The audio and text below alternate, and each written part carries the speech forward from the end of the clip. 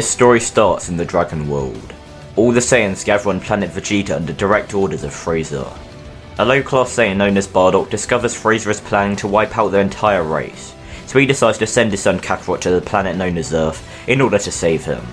With extreme reluctance, Bardock's wife Guinea agrees to this decision, and the two watch as their son enters the atmosphere in a space pod.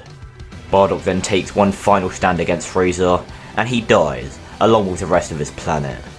Kakarot's space pod is drifting through space, heading towards Earth, when suddenly, the pod is hit by an asteroid and knocked off course. Now, instead of heading to Earth, the space pod is heading straight towards a black hole. The pod then being sucked in and appearing in a different universe entirely, this being the universe of My Hero Academia.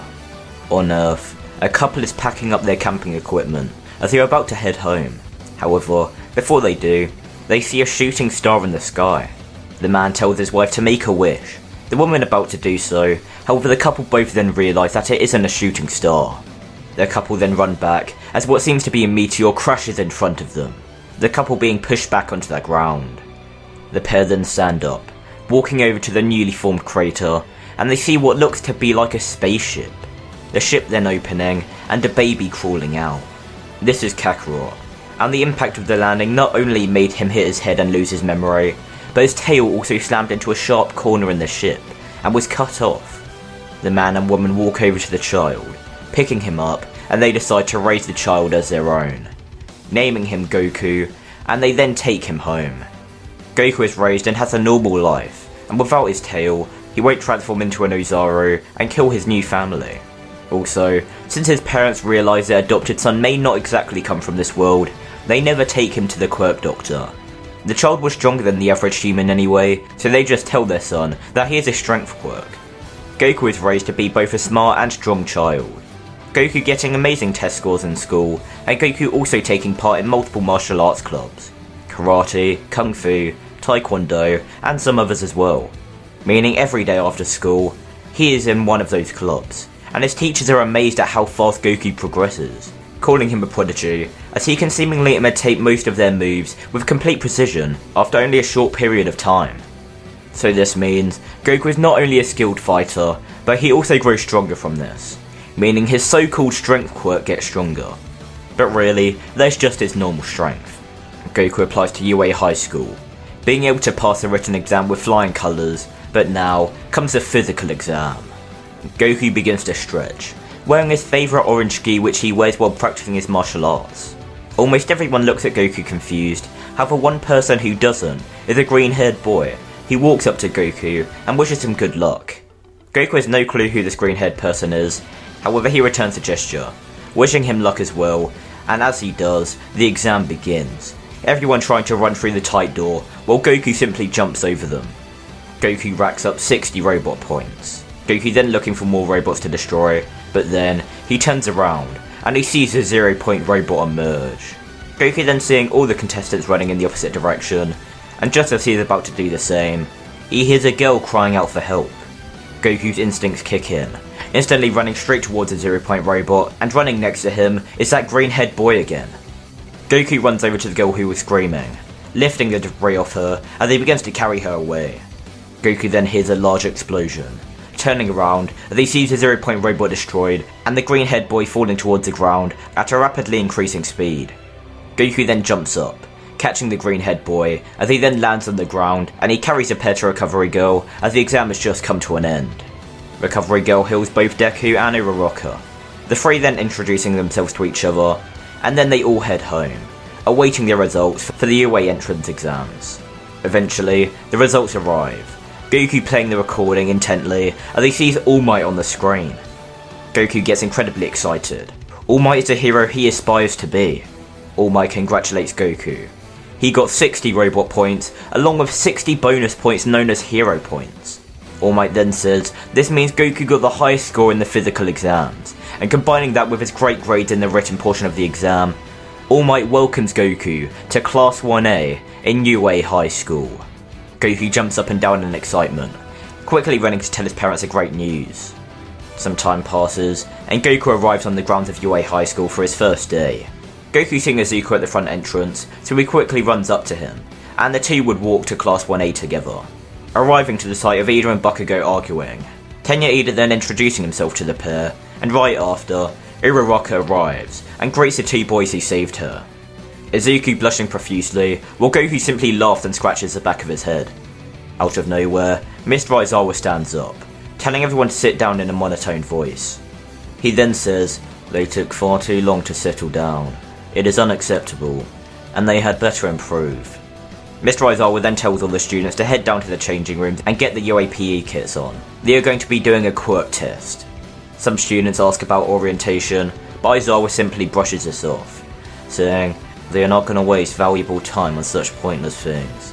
It is his class, and he will run it how he wants. If anyone doesn't like it, then he is happy to expel them. All the students then gulp as they all stand up and begin heading to the changing rooms. All of the students preparing themselves mentally for the challenges they may face. All of Class 1A is just gathered outside, as Mr. Aizawa has told them they are going to be doing a quirk test. Mr. Aizawa then says that since Goku got the high score in the entrance exam, he'll be going first. Goku then steps forward in his PE uniform, and Mr. Aizawa hands him a small ball. Mr. Aizawa then simply tells Goku to throw the ball as far as you can, using your quirk. Goku says alright, and he then gets in and starts to throw the ball. Goku then launches the ball into the air. However, as he does, Mr. Aizawa activates his quirk, his hair standing up, but to Mr. Aizawa's complete shock, it seems his quirk didn't work on Goku. But that doesn't make any sense. Goku doesn't have a mutation quirk. Mr. Aizawa looks at the device which says the distance the ball went, and he reads it out. 1,418.9 meters. All the students cheer, some of them saying that this is going to be so fun. Mr. Aizawa quickly snaps, saying, "It won't be fun when the person with the lowest score gets expelled, now will it?" All the students then shriek, as they then go through all the different tests. Since Goku is the most physically fit, and he can use his supposed strength quirk with great versatility, he ends up getting the highest score. And just like normal, Deku loses. Deku begins to panic. However, just as Mr. Aizawa is about to speak, Goku cuts him off, saying if he expels Deku, then he is leaving along with him. He has seen the dedication Deku has, and he has just as much of a chance of becoming a hero as he does. Mr. Aizawa smirks, saying, "The person in last place was never going to be expelled. It was just a logical ruse to make everyone try their hardest. But clearly, that didn't work, Goku. I could tell you was holding back, and if you hold back in my class again, then there will be consequences." Goku scratches the back of his head, realising he was caught out, and all of his classmates look in shock, as he was holding back and still got the most points. Mr. Aizawa then glares at Todoroki, saying, "The same applies to you as well." Todoroki then looking away, and acting like he couldn't hear his teacher. Mr. Aizawa then walks off, being stopped by All Might, as he states that Aizawa most certainly was planning on expelling the student that came in last, but he saw young Midoriya's potential as well, didn't he? Aizawa scoffs, denying this, and saying, "It is a little early to pick favourites. He saw all of the students there have potential." Aizawa then walks away, and All Might looks towards all the students, knowing Aizawa is right, though there's certainly one individual other than Midoriya who stands out to him. A couple of days later, Class 1A is waiting for the next lesson, as they hear very large stomping noises coming from outside. The door then slams open, All Might jumping in and shouting, "I am here!" All the students cheer, as the number one hero All Might is going to be teaching them, and All Might then presses a button, and multiple shelves of suitcases pop out. All Might then tells all the fledgling heroes to grab their hero outfits and head to the changing rooms. The students doing so, and once everyone is finished getting changed, All Might begins to explain the heroes vs villains battle, and while he does, Deku asks Goku a question. "Isn't that just the outfit Goku is wearing in the entrance exam?" Goku nods, saying his parents made him this gi for his 15th birthday, and because of his martial arts skill, his hero suit needs to be flexible, so he just decided that he would use this as his hero outfit, at least for now. Tenya Ida tells the pair to pay attention, as All Might explains the rules, and he then begins to select the teams for the first battle. The hero team being Midoriya and Uraraka, and the villain team being Goku and Bakugo. Goku and Bakugo are waiting for the round to begin. Goku realises there's no point in explaining his strategy to Bakugo, as he simply won't listen, so he silently thinks of a plan, using his teammates' rash nature to his advantage.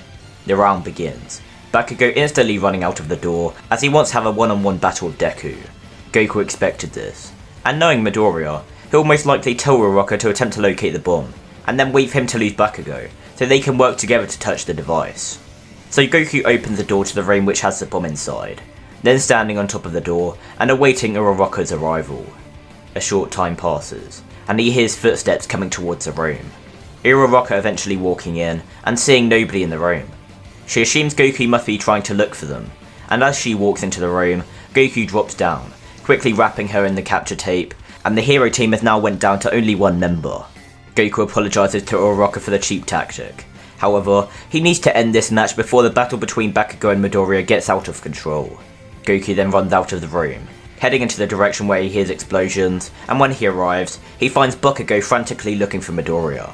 Goku then realising that with his teammate gone, Midoriya has no choice but to attempt to go to the bomb, so Goku does the same, arriving in the hallway which has the entrance to the bomb's room, and he comes face to face with Midoriya.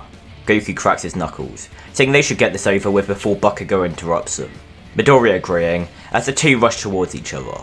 Deku attempting to read Goku's moves, however because of Goku's knowledge of multiple different types of martial arts, he can easily change up his style to catch Deku off guard. Goku is easily outclassing Deku, however, Goku wants to test Deku's strength against his own, so he jumps back, allowing Deku to rush towards him with a powerful punch, and Goku jumps forward, and him and Deku clash fists, sending a powerful shockwave throughout the building, and it shakes intensely. Both Goku and Deku's arms are completely purple. Deku's arm would already be damaged by using one for all, but getting hit by Goku's full power punch at the same time just makes the damage that much worse. And Goku doesn't look any better either. Goku chuckles as Deku falls over, knocked out, and only a second later, Goku does the same. However, since Bakugo is still conscious, and the hero team never touched the bomb, the villain team wins. Goku and Deku are quickly taken to Recovery Girl, and then they remain in the nurse's office, while Bakugo just looks stunned. How is Deku so strong? And how does he have a quirk without him realising sooner? Sometime later, Goku and Midoriya wait to see Recovery Girl standing in front of them. She then scolds the two for being so reckless and being so injured. She won't keep healing them if this becomes a common occurrence. Goku and Midoriya apologise profusely, and promise it won't happen again. Recovery Girl then telling them to get some rest, and the two students don't disobey. All Might walks in just as the two fall asleep, and he sighs with relief.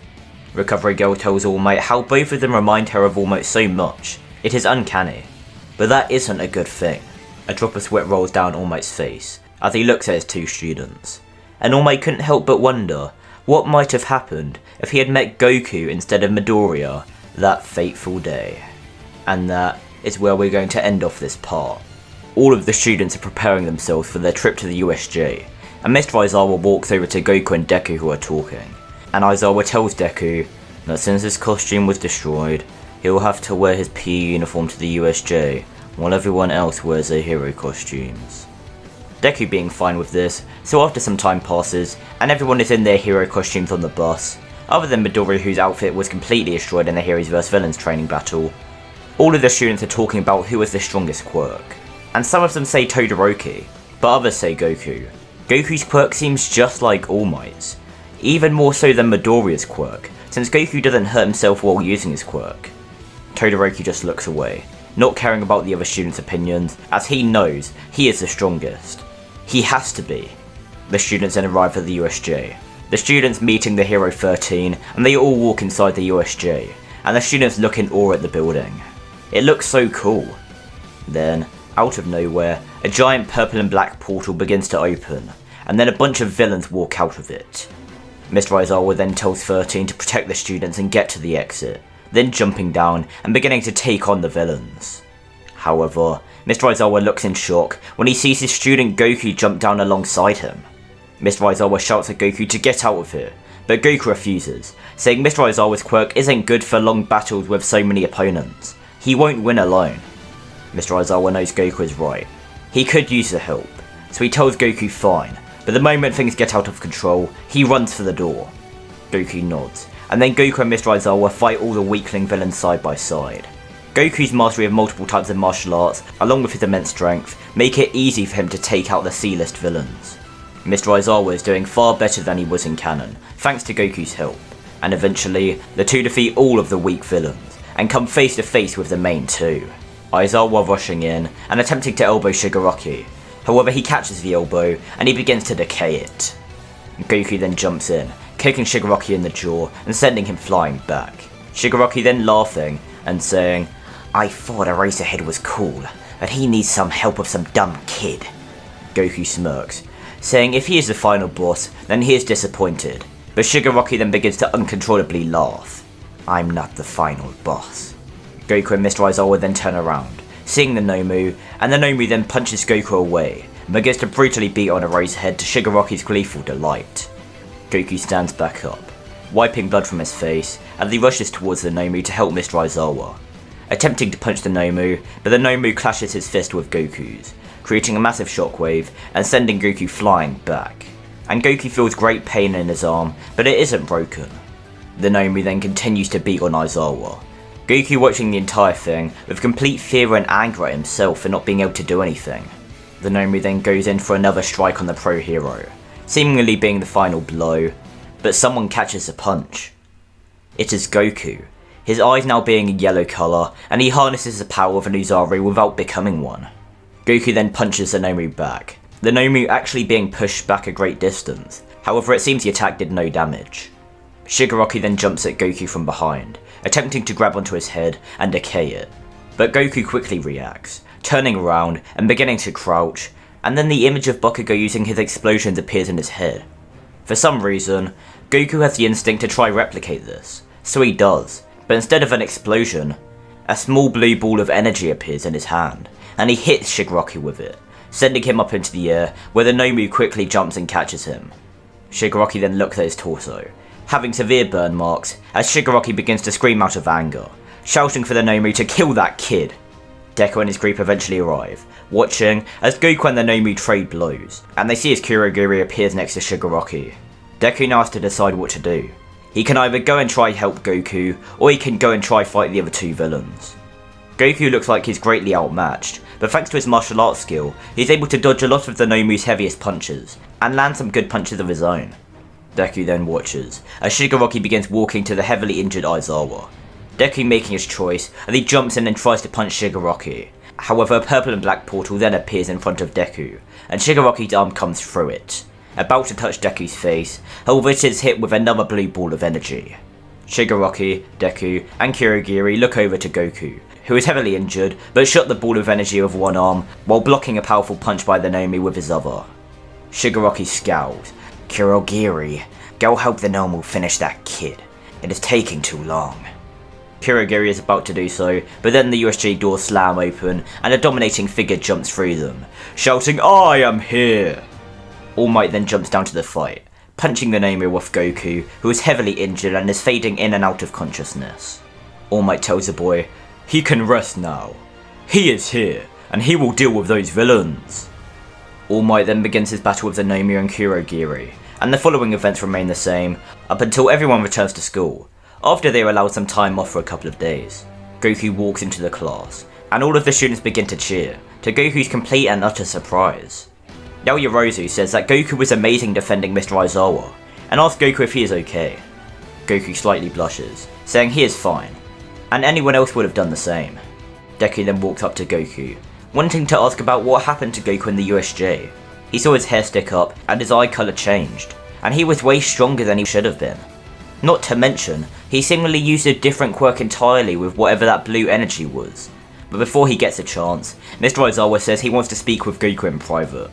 Goku agreeing, as him and Mr. Aizawa walk into the corridor alone. Aizawa thanks Goku for saving him. Even though it was reckless, he may not be standing here today if Goku didn't. Mr. Aizawa wants to know what the hell that transformation of Goku's was. Goku tells Aizawa that, being completely honest, he has no idea, but whatever it was, he hasn't been able to tap into it since, and he doesn't think he'll be able to for a while. Aizawa then asks, "How were you able to use another quirk? You created blue balls of energy out of thin air, and for someone with a strength quirk, that shouldn't be possible, not even including your strange transformation." Goku says he is sorry, but yet again, he doesn't know. He just pictured Bakugo's explosions in his head, and he just instinctually tried to replicate it. He doesn't know why, and he doesn't know how he was able to create energy. However, unlike the transformation, he can still use that energy, showing Aizawa as he creates a small ball of energy in his hand and it then dissipates. But Goku then tells Aizawa that he feels like there is more to it. Like, not only can he create energy attacks, but just the fact that he feels like every aspect of him has become stronger because of it, and he believes he may even be able to use that energy in different ways. Aizawa thanks Goku for his time, telling him he can go back into the class and he'll be there shortly. Goku saying okay as he does so. Aizawa stands in the corridor alone, thinking that he will have to keep his eye on Goku and tell Principal Nezu about his discoveries. Maybe even All Might as well. Aizawa then walks back into his class to tell the students about the UA Sports Festival. Aizawa thinking that this will give him the perfect chance to watch Goku. However, this is where we're going to end off this part. Every student in UA gets in their PE uniform as the day of the UA Sports Festival has arrived. Todoroki declares war with both Deku and even Goku. Deku because of his strange relationship with All Might, and Goku because he believes him to be the only obstacle between him and the winning position. Bakugo in the background gets furious, as he is yet again being looked down on. Well, they will all see. He will be the one to win this sports festival. We now head to the first round of the sports festival, the obstacle course race. Todoroki would end up freezing a 0-point robot and taking the lead as per normal, but when Todoroki turns around, he sees Goku right on his tail with Bakugo and a few others behind him. Goku then watches as Todoroki easily slides across the rope to the second part, and Goku knows he can make it across by running over the ropes, but there will be many people who could get across faster than him, including Bakugo, who is right behind him. Goku keeps running until he reaches the edge, but instead of running on the ropes, he decides to take a leap of faith, and he jumps into the hole next to it. The announcer screams into the mic, not knowing what the student was doing. However, the entire crowd begins to cheer as they see Goku flying up from the hole. Goku sees Uraraka, winking as he got the idea from her quirk, and he then flies over the stage with ease. Now arriving at the final stage, where he sees Todoroki approaching the end. Goku flies as fast as he can, now being beside Todoroki as Bakugo arrives beside them as well. The three of them fighting for the first place position, but the three of them look in shock as Midoriya blasts past them on a piece of a 0-point robot, using the minefield to blast himself forward, and he wins the obstacle course race. Goku coming in second place, with Todoroki in third and Bakugo in fourth. Shigaraki watches this happen on a computer, and he begins to scratch his neck. This sprat just keeps getting stronger. Aizawa watches from the announcer box, and he is suspicious. Goku's newly discovered energy quirk seems to have adapted. He remembers Goku saying he thought it could be used in different ways, but the ability to fly was not what he was expecting. But that does actually remind him of a student in a higher year of UA. We now head to the Cavalry battle. Goku replacing Tokiyami on Deku's team, and because of his newly unlocked ability to fly, along with the jetpack that Hatsume made, they are easily able to evade the other teams, and they end the round with their team being in first. So everyone else in the finals remains as per normal, other than Goku replacing Tokiyami, meaning he will face off against Momo. The two having some attraction towards each other, so even though Goku does end up winning their battle, he tries his best not to hurt her, and still lets her land some attacks to make her look good. Momo did notice this, and after the round comes to an end, she thanks Goku, blushing as she does, and she then walks away. Deku and Todoroki have their battle as per usual, forcing Todoroki to use his fire side, and we now head to the battle between Goku and Bakugo. Bakugo starts the battle, with shooting a flurry of explosions at Goku. Goku using his ki blast to counter them, but Bakugo uses the smoke created by the collisions as cover for him to blast into the sky, and shoot a massive explosion down at Goku. Goku flies towards Bakugo, grabbing his two arms to prevent Bakugo from moving them. Goku then headbutts Bakugo, making Bakugo's nose bleed, but Bakugo then aims his hands at Goku, blasting him with a powerful explosion in the face and sending Goku back. Goku and Bakugo both land back on the ground of the stage, staring at each other with a great intensity. Bakugo is infuriated that Goku got stronger by learning from his quirk, and he will prove that his power is superior. Bakugo rushes towards Goku once again, charging up the most powerful explosion he can muster, and Goku rushes towards Bakugo with a ball of ki in his hand, the two clashing in the middle of the stage, and creating a huge gust of smoke, and making a massive shockwave. The smoke clears, and Bakugo is laying out of the ring. Goku is also outside of the ring, however he is slightly hovering above the ground, meaning Goku wins and moves on to the final round. Goku and Todoroki both enter the arena, the crowd cheering as the final round is about to begin. The round commences, with Todoroki sending a giant wave of ice towards Goku. Goku punching the ice, and it breaks on impact. Unlike with Todoroki's fight against Bakugo, Todoroki decides he will actually use his fire against Goku, proving once and for all that he is stronger with his fire. Not his father's, his. Goku continues punching through Todoroki's ice. Todoroki then attacking Goku with a blast of fire, and Goku narrowly dodges the blast, but Goku then gets an idea. Goku continues to dodge both Todoroki's fire and ice attacks. Goku eventually jumping back, and he decides to test out his idea. Goku puts all of the energy in his body into the palms of his hands. Goku then cupping his hands as a blue ball of energy appears within them.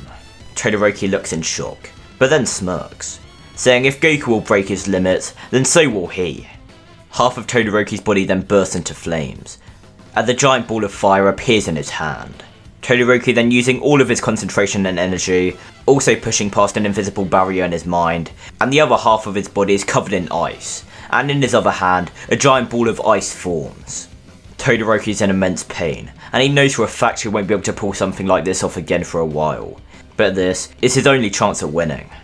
The entire arena begins to shake at the sheer display of power from Goku and Todoroki, and as Goku pours the last of his energy into the ball of energy in his hands, he fires a beam. Todoroki firing his consecutive ice and fire blasts at the same time, and the attacks clash at epic proportions. All the pro heroes look in shock, as these two students were emitting so much power.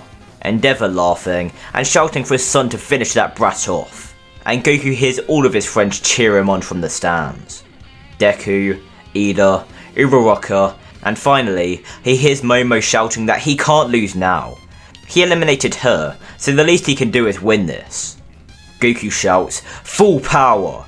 as the beam overpowers Todoroki's attack, and Todoroki puts a barrier of ice up at the last second to brace for the impact. Todoroki is then knocked out of the ring, and completely unconscious, meaning Goku is the winner of the UA Sports Festival. And this is where we're going to end off this part. All of the students of Class 1A are sitting in their seats, as Mr. Aizawa pulls up the amount of internship requests each student has. Goku has the most requests, because of the amazing spectacles he made in the sports festival, along with actually winning it. However, Todoroki is still really close behind, thanks to Endeavour's influence, and Todoroki still did come second place in the sports festival. Everyone else decides to go to the same agency as usual, but with Goku, Aizawa gave him a suggestion. Aizawa introduces Goku to Nejire, from the big three of UA, as he saw a lot of similarities between their energy quirks, and he thought that Nejire would be able to help Goku have an even better control and versatility with it.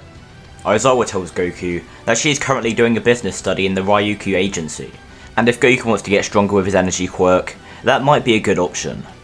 Goku agreed as soon as he heard he could get stronger, so he joins the Ryukyu agency, and after he puts on his new and improved hero costume, since the old one was destroyed in the USJ incident, Nejire begins to show Goku what she can do with her quirk, and Goku begins to imitate it. However, what Goku doesn't know is Aizawa also gave this suggestion in order for Nejire to keep her eye on Goku. Aizawa trusts Nejire as she is part of the big three, and he believes there's something off about Goku. It doesn't seem like he has a half and half quirk like Todoroki, as neither of his parents have those quirks. So how can he have multiple?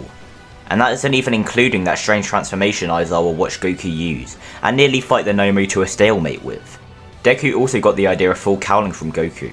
Deku remembering Goku talking about his energy being spread out through his body. However, other than that, nothing interesting really happens. There's still the fight against Stain, with Deku, Todoroki and Ida, but that doesn't change, so we're going to move on to the final exam. Goku and Momo have been getting a lot closer, and the teachers realise this, so they specifically put them on different teams, and as long as Goku doesn't face All Might, he would win against his teacher, and luckily, he doesn't. So Goku finishes the exam, and we now head to the forest training arc. Goku choosing to wear his hero costume at the training camp, so he can get more experience wearing it. The bus stops on top of a mountain, and when all the students exit, they are introduced to the Wild Wild Pussycats, and shortly after, they are all sent tumbling into the forest.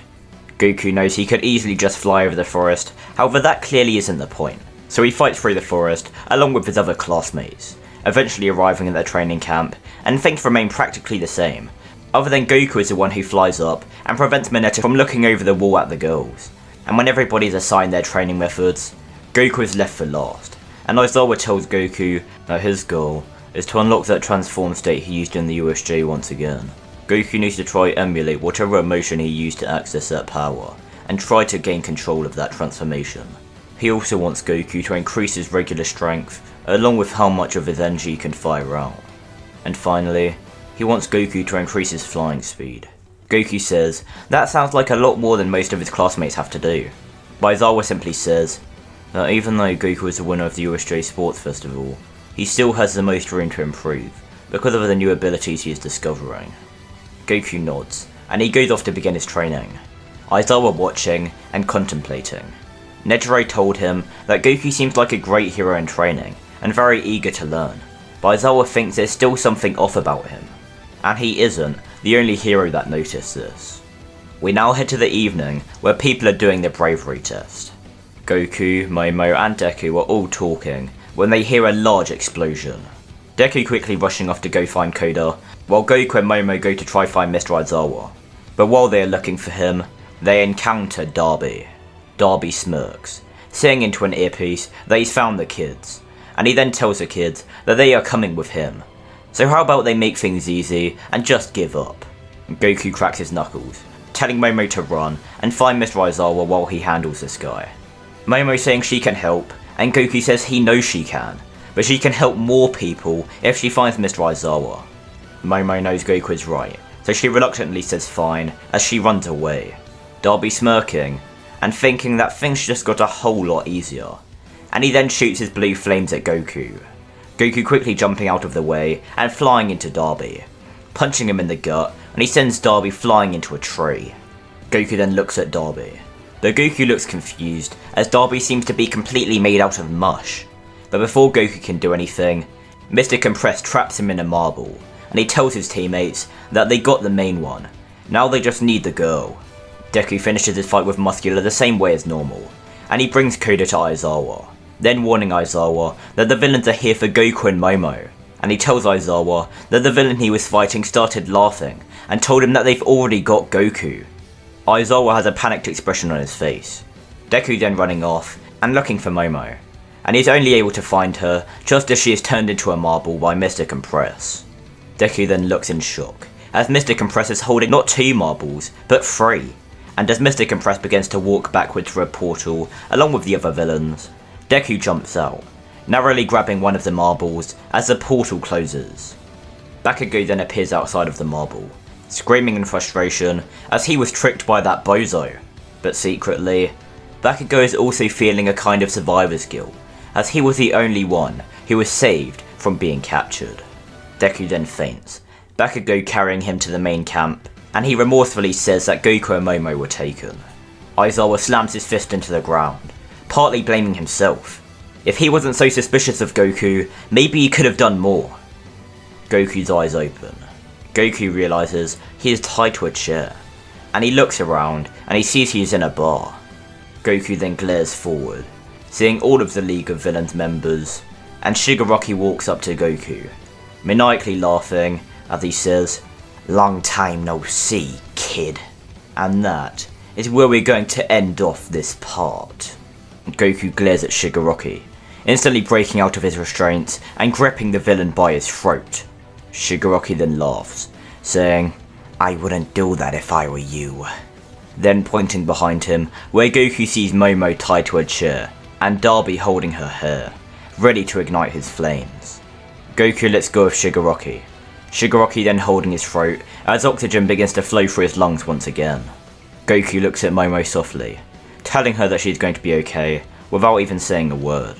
Goku then asks Shigaraki what he wants, and the villain begins to maniacally laugh. "If it was up to me, then you would be dead, but my master wants to keep you alive." Goku snickers, asking if his master wants him to join their little group, but Shigaraki then begins to laugh even harder. Goku asks Shigaraki why he's laughing, but before he can get an answer, a group of heroes slam through the wall, quickly detaining all of the villains, and Goku quickly runs to Momo. But then, the villains, along with Momo and himself, are teleported to a different location, where Goku comes face to face with All For One. The other villains and Momo then appear shortly after, All For One then slowly walking up to Goku. On the other side of the wall, we see Midoriya, Todoroki, Ida, Kirishima and Bakugo all frozen in fear after what they just witnessed. But now, Goku and Momo are here as well. Deku is determined to go save them, but Ida puts his arm in front of Midoriya, not letting him go. Goku is about to get into his fighting stance, but he knows he can't fight back, because even though Momo no longer has any restraints, she is still their hostage.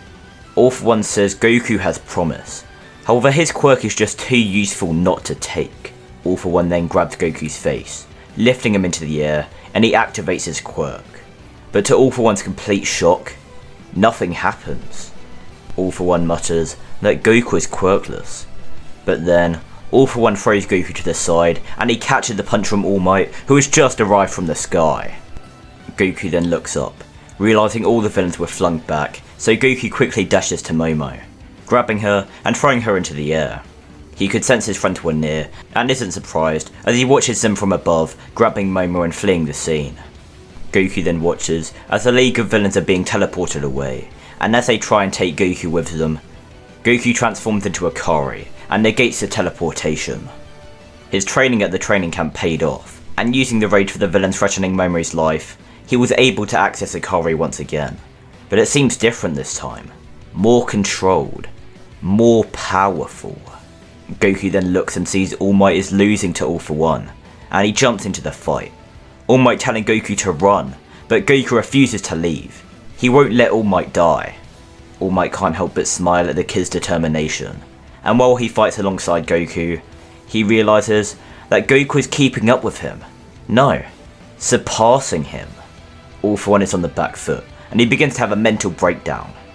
It doesn't make sense. This brat is quirkless. How? It doesn't make any sense.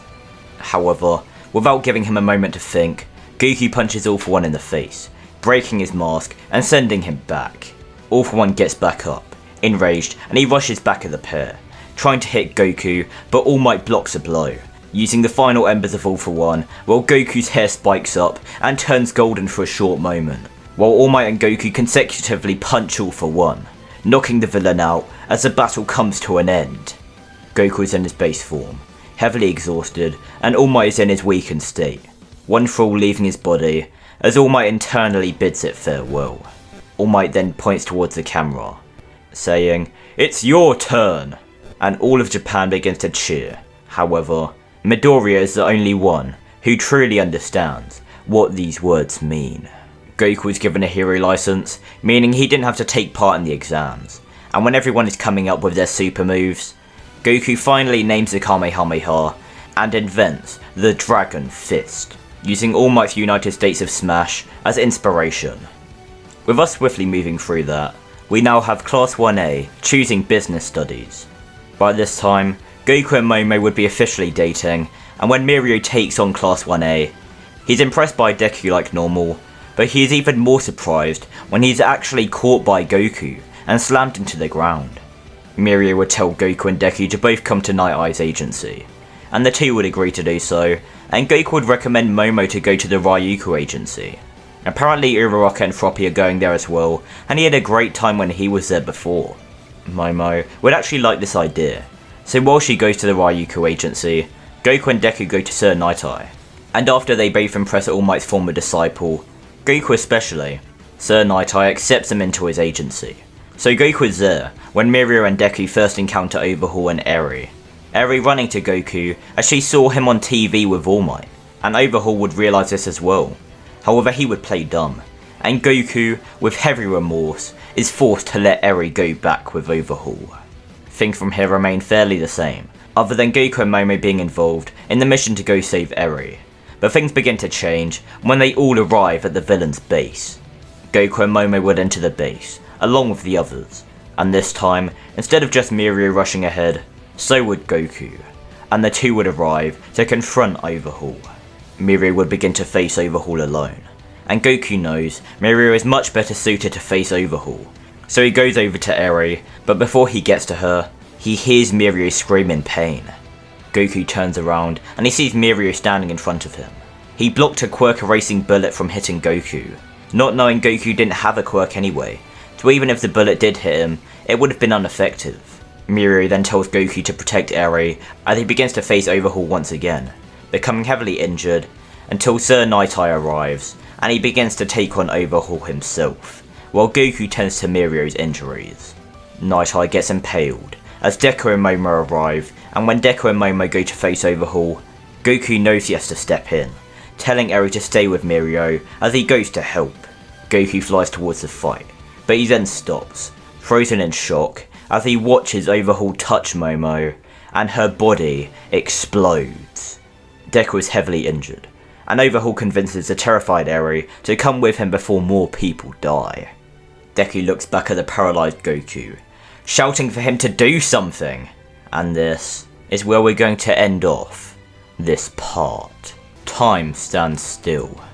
Goku is looking down at the ground, infinitely repeating the events of Momo's death in his mind.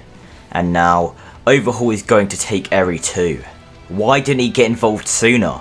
He knows he could have. He should never have let Midoriya take on Overhaul. He should never have let Sir Nighteye take on Overhaul. He should never have let Deku and Momo take on Overhaul. Goku's hair spikes up and turns golden, just like it did against All For One. However, this time, he isn't just getting a glimpse of the transformation. No, he is the Super Saiyan. Time resumes, and Goku instantly rushes towards Overhaul and punches him into the sky, leaving Eri for Deku to come and save. Goku begins to hit Overhaul around in the air, Overhaul growing in strength. However, it doesn't even matter, because Goku is so far ahead of Overhaul that their growth in power doesn't change a thing. Overhaul punches Goku, Goku not even blocking the attack, and it doesn't even affect him, and he then kicks Overhaul in the jaw, sending him flying back. Goku then follows Overhaul in the air, kicking him up even higher, and Goku then powers up a Kamehameha and he fires it at the villain. Overhaul only narrowly surviving the attack due to his incredible durability. Overhaul begins to fall towards the ground, Goku reaching him and slamming him into the ground to speed up the process. Goku lands on the ground next to the heavily injured Overhaul. Goku then lifting Overhaul to his feet and then punching him across the face repeatedly. Every time Overhaul falls down, Goku lifts him back up and punches him again. Goku goes for the final punch, aiming directly for Overhaul's jaw, but then Deku steps in the way and catches the punch, Eri being on Deku's back and allowing him to use 100% of One For All. Deku is looking into Goku's eyes, trying to hold back Goku's fist, however Goku is pushing Deku's fist back. Goku's anger fueling him until he sees the terrified face of Eri, and Goku finally snaps out of his bloodlust and he reverts to his base form. Deku lets go of Goku's fist, Aizawa then using his quirk to stop Eri from using hers. Goku then looks down at Overhaul. Goku finally beginning to deal with his grief, and is now more sad than angry. Overhaul is barely alive, however he faintly mutters, "I can bring her back." Goku becomes enraged once again, powering up into Super Saiyan and shouting for Overhaul to not lie to him. But Overhaul says, "I have no reason to lie. Spare my life, and I can save hers." Goku reverts to base form once again, bringing Overhaul to where he ended Momo's life, and he aims a ball of ki at Overhaul's back, making sure he doesn't use this chance to escape. Overhaul then outstretches his hand, putting Momo back together, and to Goku's complete shock, Overhaul wasn't lying. Momo is standing there, terrified, and having no idea what just happened. Remember, Overhaul actually can do this, because he did the exact same thing with Rappa multiple times. Goku runs to Momo, hugging her as the pro heroes and police come and arrest Overhaul. Momo then asking Goku what happened, but with tears in his eyes, Goku tells Momo that he will tell her everything later. We now head to Sir Nighteye in his hospital bed. Sir Nighteye is talking to Deku, Midoriya and Goku, and Goku is profusely apologising through tears that he should have helped Sir Nighteye. It's all his fault. Sir Nighteye will put his hand on Goku's shoulder, telling the boy that none of this is his fault. He wanted Goku not to intervene. If he did, then either Eri or Midoriya could have died. He is content with this outcome. He has accepted his fate. The three students then leave with tears in their eyes, and All Might steps in, and he begins to say his goodbyes to Sir Nighteye. That remaining almost the same, other than Sir Nighteye also adds that his students have potential. He believes All Might made the right decision in choosing Deku, but Goku, he is truly remarkable. He has a kind heart, but also a burning rage locked within. And when he tried to look into Goku's future, something strange happened. He believes it has something to do with that energy Goku possesses, but instead of seeing Goku's future, he believes he saw a glimpse of Goku's past. Him as a baby, in some kind of spacecraft, with what he believes are his parents sending him away. But before Sir Nighteye can say anything else about his visions, he succumbs to his injuries, and his life comes to an end. All Might looks down in sorrow at his old disciple and friend's death, but those visions he had, he must look into them. For Sir Nighteye he must. Days would pass. All Might has been looking diligently into Goku's records, but things don't add up.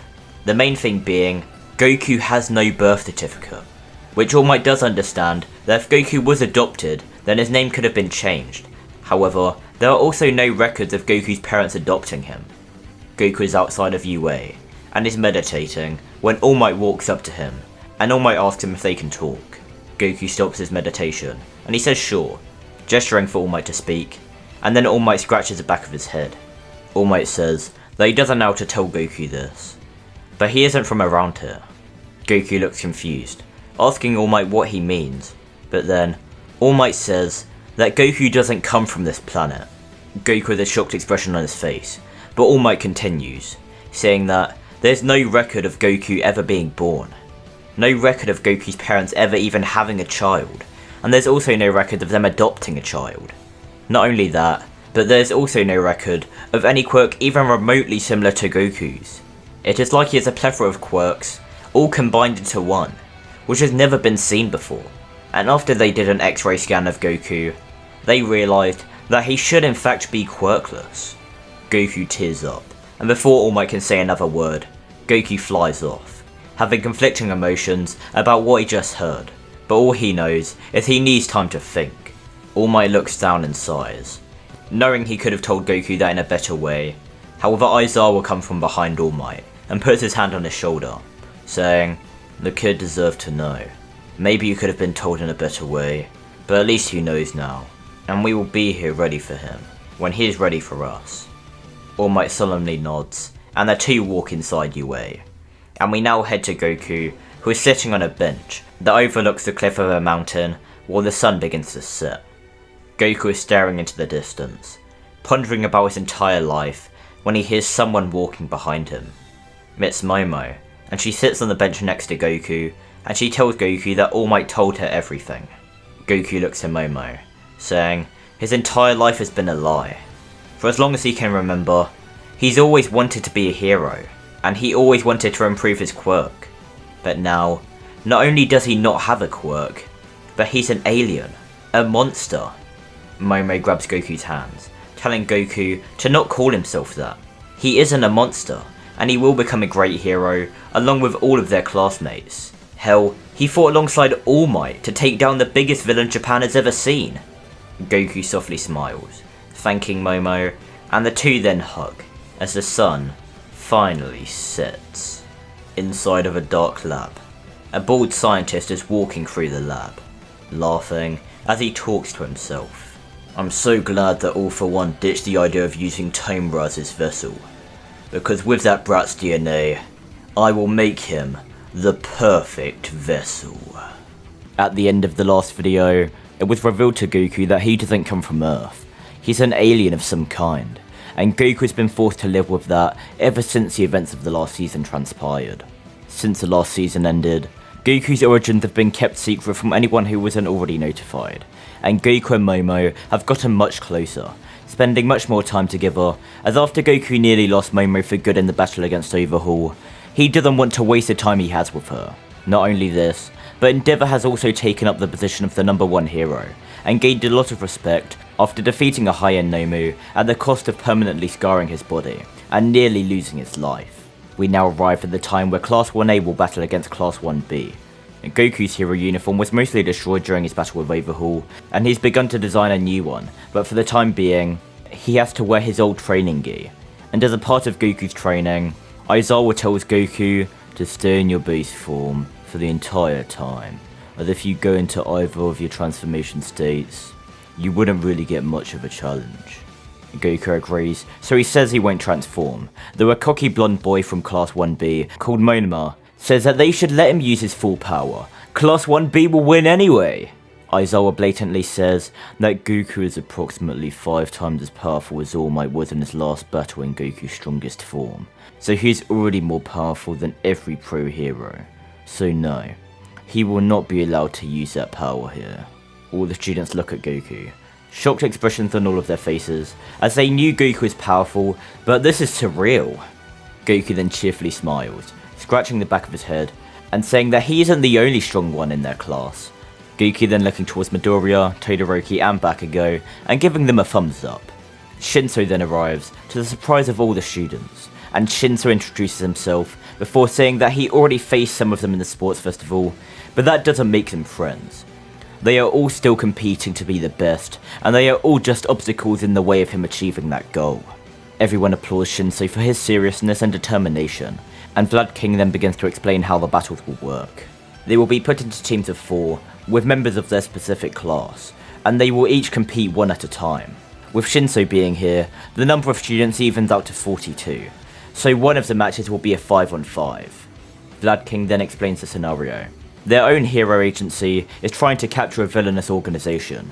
They should consider their opponents to be evil criminals. Their team will win if they capture 4 competitors. In their team's base camp, they will find a prison. Once they put their enemies behind bars, that will count as a capture. Everyone then draws their lots, and it is coincidentally the 5th battle, which will be a 5-on-5. Goku being the 5th member of Class 1A's team, and Shinso being the 5th member of Class 1B's team. Deku is excited for his rematch against Shinso.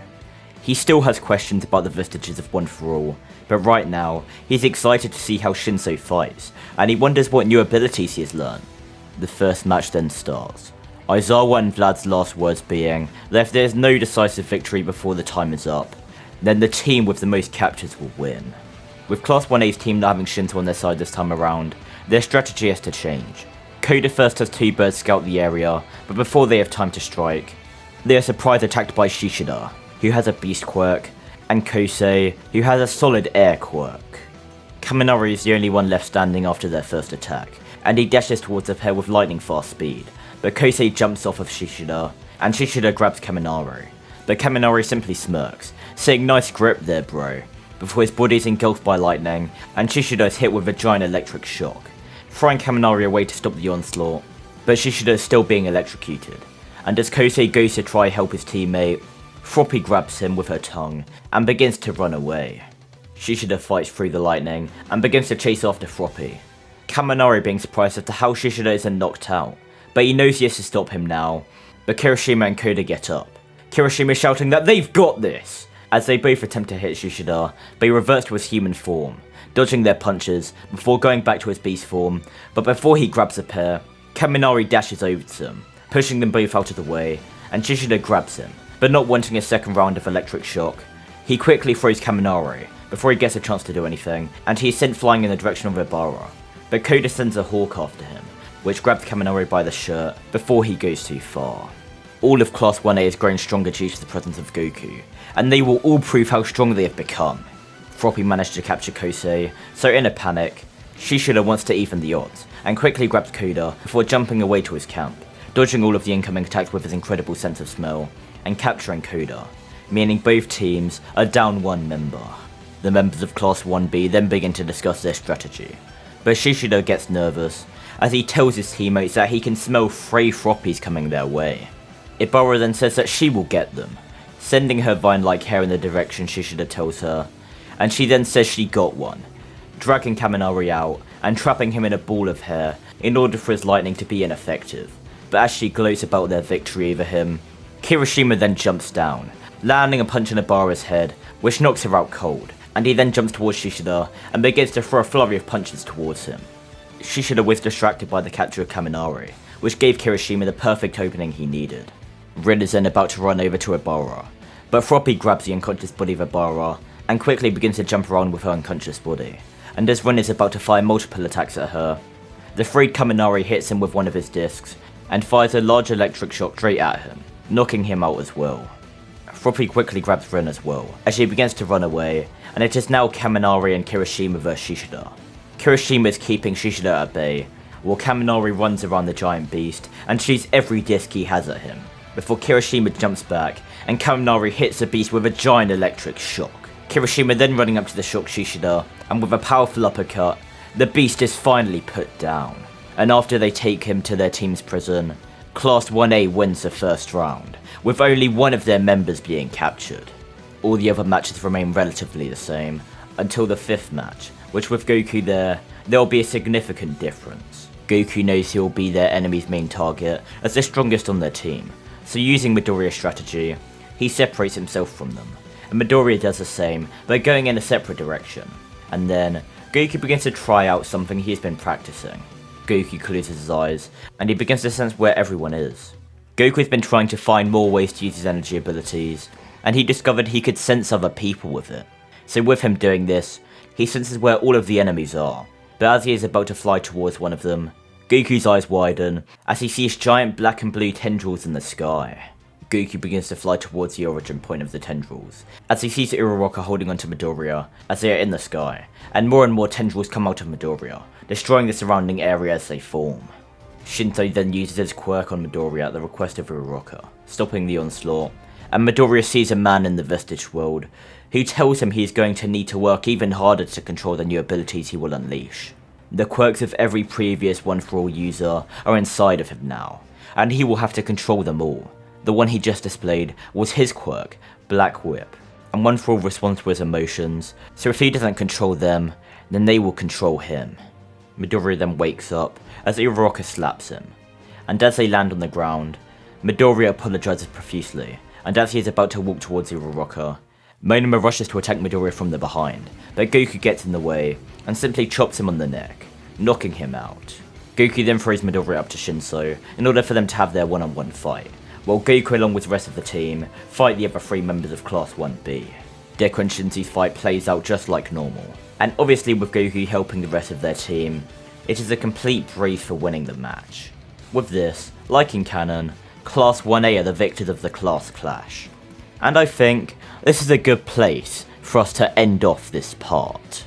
So in the last video, I covered the events of Class 1A fighting against Class 1B. But in today's video, I'm going to be covering one of the My Hero Academia movies, which goes by the name My Hero Academia Heroes Rising. But to be perfectly honest with you, I have no idea where in the timeline this movie would actually take place. We know it takes place after the battle between All Might and All For One, since All Might can no longer use One For All. And it happens before the events of the last video, as Deku doesn't have Black Whip yet. But I don't know if it happens before or after the events of the Overhaul arc. So for the sake of this what if, we're going to have it take place after the events of the Overhaul arc. This video begins on Nabu Island. Class 1A has been sent there to run their very own hero agency, as there has recently been a surge of villain activity in Japan due to the #1 hero All Might being retired. Some members of Class 1A are currently on the beach, doing their hero duties, and Choji says that they've got a kid who's in trouble. They swam out past the rocks. Osui swims towards the kid, grabbing them with her tongue before throwing them into the air, where Goku flies in, catching the kid, and flies back to the beach before putting the kid down, and telling him to be more careful. While this is happening, other students are off helping people in different areas of the island, and Jiro, Uraraka, and Deku begin the search for a missing child, eventually coming across a boy who is missing, called Katsuma, but it turns out his sister who made the call to begin with was already there waiting with him, and she scolds Deku for taking over an hour to find him. The 2 children then walk off, Katsuma thanking Deku before being dragged away by his sister. He says there's no reason to thank him, and even though Jiro and Uraraka believe it is ridiculous that Deku had to apologise, Deku doesn't mind it, saying as long as Katsuma is safe, that's all that really matters. We head back to Class 1A's Hero Agency office, where a bunch of the islanders come in and give the students a giant feast to show their gratitude and appreciation for all the hard work they've been doing. But by the time everyone has finished cheering, Goku is already halfway through eating the entire feast, so the others quickly rush to grab food to stop Goku from eating all of it. After everyone has eaten, all the students go to sleep, leaving Bakugo to do the night watch as he has done nothing since they have arrived, and Goku and Midoriya are doing a small sparring match outside. By this point, All Might believed it was okay for Goku to know the secret of One For All, so All Might and Midoriya informed him about everything before their trip to Nabu Island, and told him that Bakugo also knows. Goku is trying to help Deku use high percentages of One For All, giving comparisons between it and his ki, but then Bakugo walks out before telling Deku to hurry up with making One For All his own, so they can have a real fight, and he'll prove he will become the #1 hero. Bakugo then looks to Goku, saying he better not think for a second that he will lose in their next fight either, and he will want Goku to go all out. Goku slightly laughs, saying he looks forward to it. Katsuma then arrives, telling the three that there is a villain, and Bakugo quickly grabs Katsuma, telling the boy to tell him where they are. Goku, Deku, and Bakugo, who is holding Katsuma, then all rush towards the castle ruins, where after arriving, they see a giant mantis. Bakugo tries to fight it, using his stun grenade attack on it, but he then realises the creature has no shadow, so he stops trying to fight it. The mantis then hitting Bakugo, but Bakugo goes straight through it, as he then slammed into the ground, to stop the illusion. Maharo then says that's unfair, that thing was super scary and he just stood there, and Bakugo is furious at the child, beginning to walk towards her menacingly as he shouts at her, but Goku grabs onto the back of his collar, telling him that they are just kids, that's enough. The two kids then run away, Maharo saying how mean Bakugo is, but Katsuma says that he still went there to fight the villain. The next day, Deku goes out to do some hero work, and Katsuma apologises to him for the night before, telling him to tell the other two heroes that were there he apologised as well, and Deku and him then have a long talk, which is very insightful for both Deku and Bakugo, who is listening the entire time. Shortly after, Katsuma meets back up with his sister Maharo, and then a ship crashes onto the island with 4 villains standing on top of it. The villains then split up, 3 of them creating distractions for the heroes, while their boss goes after his only target, Katsuma. Bakugo is in the hero agency office, when he gets a call from Maharo, warning them of the villain's attack, but Bakugo doesn't believe her, Deku then grabbing the phone, but then the line cuts out. Deku then asking Bakugo what she told him. On the beach, Goku stands face to face with one of the villains, telling Ojiro and Tokuyama to head back to the office and tell the others what is happening. He will deal with this guy before they return. The two don't argue with this, knowing how strong Goku is, so the two head off, while Goku cracks his knuckles, and the beast-like man standing across from him does the same. Goku senses around the entire island, sensing 3 other malicious presences, but he has to assume his friends are already aware of them, and are on their way to fight them. He just needs to focus on his own fight. The villain then says that he thinks introductions are in order for such a famous hero. He remembers seeing Goku in the news, so out of respect, he introduces himself as Chojuro-kon. Goku says that he appreciates the gesture, but he doesn't really care about his name. All he cares about is stopping him and his band of misfits. Goku then rushes towards Chojuro, landing a kick on the side of his head, but all it does is push his head a bit. Chojuro then grabbing Goku's leg and slamming him to the ground before picking him back up and throwing him back. Goku lands on his feet, saying that he can finally let loose a bit, powering up to the fullest in his base form as both Chojuro and Goku rush towards each other and trade blows. Goku is surprised. This guy is actually evenly matched with his base form in terms of pure strength, but luckily, Goku has techniques which Chojuro does not. The only problem is, Goku is deciding to not use them because he wants to test his raw strength against the villain, and he wants to keep it as a fair fight. Some of Goku's classmates then arrive, Goku thinking his classmates can handle this guy, and he tells them that he will go fight the boss while they deal with this guy. Goku's classmates saying alright, as Goku then kicks Chojuro back, before flying away, his battle with the other students of Class 1A then commencing.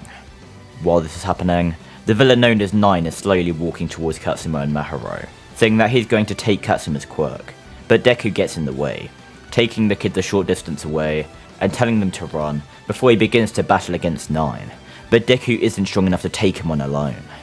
Bakugo then arrives, attempting to take on 9 as well, but the result is the same, and as Goku is flying in and is about to join the battle, 9 sees this and strikes Deku, Bakugo, and Goku with lightning.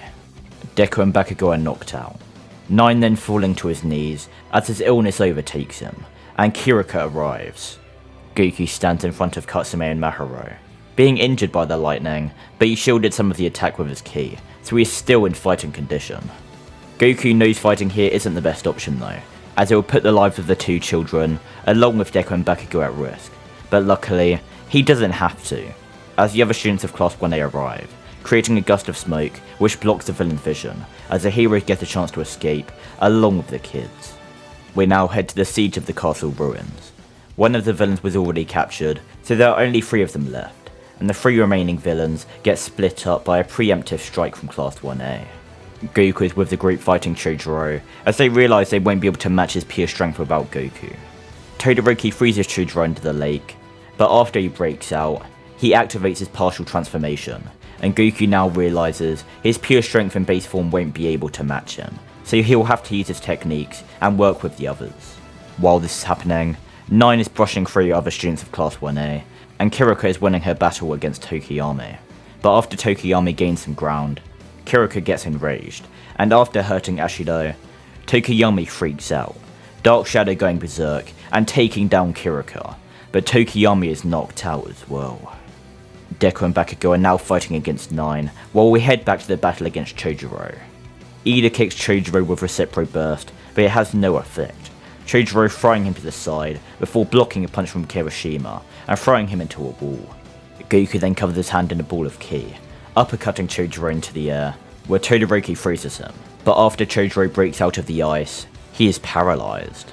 Thanks to Osui's toxic mucus, he can't move, so to get out of this, Chojuro goes into his complete transformation.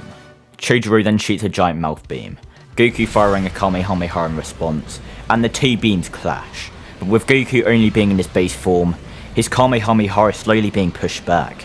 Todoroki then shoots a blast of fire alongside Goku. Goku and Todoroki slowly beginning to turn the tide of the struggle, but Chojuro then stomps on the ground, making Todoroki and Goku lose their balance as their attacks falter, and as Chojuro's attack is about to hit the pair, Kirishima jumps in the way, in his unbreakable state.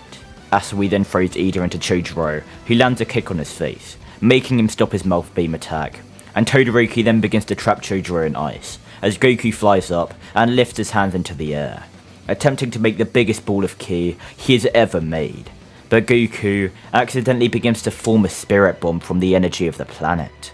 Goku then throws a spirit bomb at Chojuro, Ida using the last of his Recipro Burst to run around and grab all his classmates before getting away from the blast radius.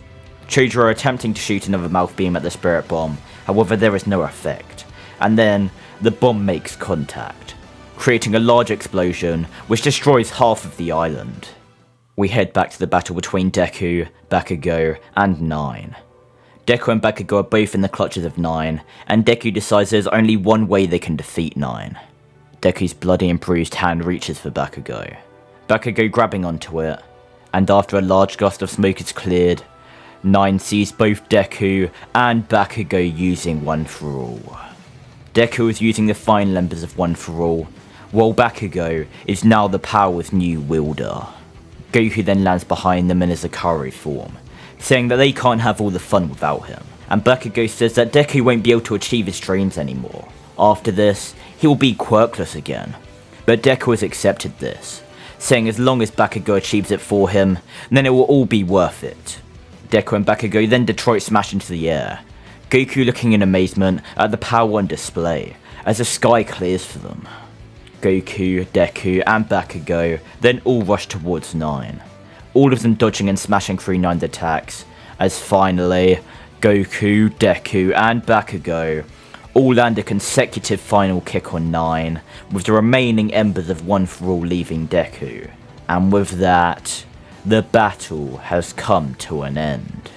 Sometime later, all the pro heroes arrive, after they retrieve the distress signal from Momo's drone, and Deku admits to All Might that he gave Bakugo One For All. After Deku begs for forgiveness, he passes out once again, but it is then revealed that Deku has One For All once again, and Bakugo no longer has its power or the memory of using it. Some time passes, and after Class 1A finish the rest of their scheduled time to protect the island, Class 1A are on the ship as they are about to leave the island. Goku is excitedly talking to Momo about his fight with Chojuro and the new attack he used, while Deku and Bakugo say goodbye to Katsuma and Mahiro. Deku's last words to Katsuma being that Katsuma can become a hero. And this is where we're going to end off this part. In the last video, we covered the events of the My Hero Academia Heroes Rising movie.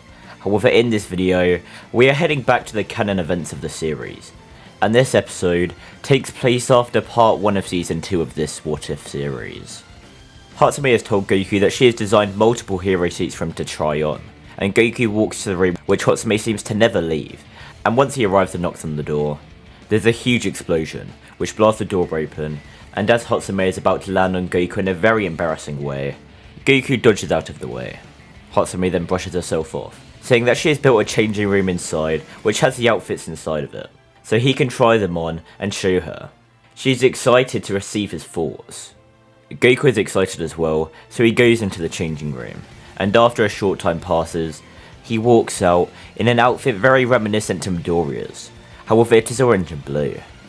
Hatsume asks Goku what he thinks, but Goku says even though he likes it, he feels too much like Midoriya in it, so he says he'll go try the next one on.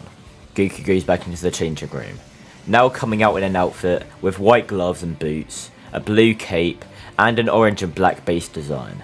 Hatsume asks Goku what he thinks about this one, and Goku says he actually really likes this outfit. The only issue is, the cape could easily be used against him in combat if someone grabs onto it, and if he shoots an energy blast, the wind could blow the cape into it, which would then destroy the cape. There are still a couple more outfits, so he'll just go try them on. Goku returns to the changing room, coming out in an outfit with a full black and orange colour scheme. Yet again, Goku really likes this outfit, and really has nothing bad to say about this one. But the last outfit he has to try on just felt like it would fit him more, so he decides he'll try that one on first, and then make his decision. Goku goes back into the changing room, then coming out with the final outfit on, and the outfit is a blue, black and orange colour scheme. Goku tells Hatsume that he thinks he will keep this one. He just feels like it fits him more than any of the others, and plus, it is really comfortable. Hatsume says that's a great choice, and she'll keep the other suits in storage as backups in case he wrecks this suit like the last one. Goku thanks her before getting back into his school uniform, and then looking at the clock, realising he is late, so he quickly opens a window to the room and flies out of it. He was meant to meet up with Midoriya, Todoroki and Bakugo, as they were all going to go and do their work study with Endeavor's agency. Goku lands in the city next to Midoriya, Todoroki and Bakugo, apologising for being late and asking where Endeavor is. Endeavor then tells Goku that he is right behind him, and Goku turns in a panic, apologising as he didn't see him on the way in. The 4 students then begin to follow Endeavor, but as Endeavor begins to fly toward the villain before the shockwave is even heard, Goku is right alongside him. He sensed all the commotion in that direction and acted upon that. Endeavor scoffs, speeding up, and Goku is slowly falling behind Endeavor as Endeavor takes care of the glass manipulating villain, and Hawks arrives after it is all said and done. Hawks then gives Endeavor a book about the Meta Liberation Army, making sure to repeatedly tell Endeavor to check the highlighted sections of the book. And while Endeavor thinks something is definitely up with Hawks, he isn't the only one. Goku has increased his energy sensing abilities, and when he focuses really hard, he can sense fluctuations in someone's energy, and the energy inside of Hawks is fluctuating like crazy. Goku decides not to mention this, seeing the serious look on Endeavor's face, and assuming Endeavor has noticed something is up as well. Hawks then flies off, and we now head to where they arrive at Endeavor's hero agency. Goku, Midoriya and Bakugo are introduced to all of Endeavor's sidekicks, while Todoroki already knows all of them. But while this happens, Endeavor is in his office, and is beginning to read through the book Hawks gave him. Endeavor then finds a pattern in the highlighted areas, decoding Hawks' message about the Meta Liberation Army being the enemy, and the fact they have over 100,000 members. Not only this, but he also decodes that in 4 months, the Meta Liberation Army will strike. Endeavor then steps out of his office, saying he will watch over the 4 students himself, and they head to a training room. Endeavor having them all explain their reasons for wanting to join his agency for their work studies, and what they want to improve upon. The other 3 students give the same answers as canon, while Goku explains that ever since his battle with Overhaul, he has been struggling to activate that same transformation he used. He's been able to do it a couple times since then, but even still, he couldn't maintain it for long for some reason. It's like his energy was unstable, just like his emotions were when using it. Endeavor takes in everything that has been said to him, and they all then head off to the city. Endeavor flawlessly saving civilians and taking down villains, while the students watch in awe.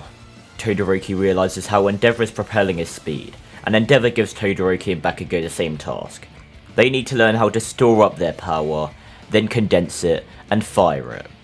They need to be able to release their maximum output in one flash, or with focused precision.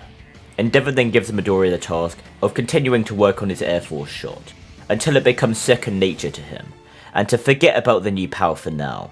First, he needs to be able to do two things at once without concentration. Then after that, add something else. No matter how strong a power he may have, its foundation is built on steady accumulation of skills. And finally, he gets onto Goku's goal. Endeavor tells Goku that he needs to be able to control his emotions perfectly. He has seen firsthand and been told by others that when Goku is angry, he unleashes a power which is unrivaled even by himself and All Might. The only issue is, he has trouble containing and controlling that rage. Goku needs to be able to become enraged at an instant, but then be able to harness that rage and not let it consume him, as that is exactly what happened during Goku's battle with the villain known as Overhaul. Once Goku has achieved this, he will need to make sure none of that overwhelming power leaks out of him while he is in those transformed states. Endeavor has heard that Goku has done that with his weaker transformed state, so he can maintain it with relatively no stamina drain, but once he is able to activate that stronger transformation at will, he will need to be able to do the same thing with that transformation, but to an even greater extent. Goku takes this all to heart and agrees with Endeavor completely, but while Goku is taking in everything he has been told, Endeavor's eyes dart to a small, insect-sized robot, which he has noticed has been watching them, and with a tiny fireball which he shoots at the robot, it is destroyed. Endeavor thinks that this may be related to what he decoded from the book Hawks gave him, but Endeavor would be completely wrong. Inside of a lab, Dr. Ujiko is looking at a large monitor when the screen cuts to static. Dr. Ujiko damning Endeavor's perceptiveness, but it doesn't matter. He's got what he needed for now. Dr. Ujiko then walks to a purple test tube, and after putting a code into a keypad, the tube opens, and a man walks out. Dr. Ujiko welcomes the man, asking how the new body feels, and All For One smirks, looking in a mirror and seeing that Dr. Ujiko followed through. He entirely replicated that student's body, and now his consciousness is split between this vessel and his main body in prison. But unlike when Shigaraki was a vessel in canon, this body had no previous personality or consciousness, meaning All For One has full control. Dr. Ujiko asks All For One what their next move is. All For One saying that Dr. Ujiko needs to give him all the intel he has on Goku, so he can learn to control this new body, and all its tremendous power. After that, he will go in search of powerful quirks to steal. He already had the most powerful quirks from his main body transferred to this one, but he would like some other strong quirks to use just as a precaution. From that, he will also get great exercise in fighting strong quirk users, so he can gain a greater control over the power of this vessel. And once he has both a powerful set of quirks, and a great control over the original power of this body, they will first target the two strongest heroes, as to demonstrate his power, and coincidentally, the two strongest heroes are already with each other, Goku and Endeavor. And maybe he'll kill that one thrall Bratazuki Midoriya as well, as he uncovered that secret while in confinement. But before all of that, All For One tells Dr. Ujiko to fetch him his suit. And this is where we're going to end off this part. In today's video, we're going to be doing our very own What Ifs episode of My Villain Academia, covering events surrounding one villain in particular. But before we get into all of that, I'm going to be going over some stuff which has transpired after the last video ended. Since the events of the last video have transpired, All For One with a cloned body of Goku as a vessel has now begun his hunt for powerful quirks, which he'll be able to use to take on the likes of Endeavor and mainly Goku. While Goku, using the words of Endeavor, has been able to tap into Super Saiyan at will, and has begun his attempt to master the form like how he mastered Akari. But with Super Saiyan, it seems to be much more difficult, due to it having both a larger strain on the body, and it tapping into his emotions even more than Akari did. Goku has been meditating while in the Super Saiyan state, and he has sensed a very dark and malicious energy increasing in Japan, however he can't locate it or sense the true depths of it. And even though he should literally be the strongest man alive right now, that energy he senses still has a drop of sweat roll down Goku's face. Endeavor then walks into the room, interrupting Goku's meditation, and Goku struggles to remain in Super Saiyan as he loses focus for a moment. And Goku then asks Endeavor what's going on. Endeavor tells Goku to prepare himself, as they're about to go on an important mission which goes outside the borders of Japan. And even though Goku is worried about leaving Japan, when the man with that malicious energy is roaming around, he knows that this mission must be important if they have to leave Japan for it. So Goku tells Endeavor that he is ready to go. We now head to All For One. He has just defeated another one of the many powerful quirk users in his conquest to gain powerful quirks. And this person happened to have a teleportation quirk, adding another useful ability to his arsenal, but he still wants to gain more. All For One has been building a set of quirks to use alongside this new vessel of his in order to defeat Goku, and All For One believes that he is on the verge of completing that goal. All For One uses his new teleportation quirk to teleport back to Dr. Ujiko's lab, and he asks Dr. Ujiko if he has located his next target. Dr. Ujiko saying that of course he has, as on a monitor, he shows All For One a small island off the coast of Japan, where a park ranger is unsuspectingly doing his daily patrol. All For One has an evil smirk, telling Dr. Ujiko that he will be back shortly, as he disappears from Dr. Ujiko's sight. On a small island, a park ranger with the name Lapis of the 17th Park Ranger Division is currently doing his daily patrol, making sure all of the animals are safe, but then he gets a strange shiver down his spine. Lapis turns around, a shocked expression on his face as he sees a menacing looking man, but for some reason they look familiar. It then clicks with Lapis. He remembers seeing this guy on the news. He fought alongside All Might. Lapis says that it's an honour to meet him, then asking what someone of his status is doing on a small island like this. But Lapis then has a terrified expression on his face as he sees a ball of energy appear in the man's hand, and as All For One then fires a ball of energy at Lapis, Lapis then creates a barrier around himself, blocking the blast, but he then gets sent flying back into a mountain while inside his barrier. The barrier then fades, All For One slowly walking towards Lapis, as he says that his quirk is very good for defending against attacks too powerful to counter normally. He will be taking that quirk off of him now.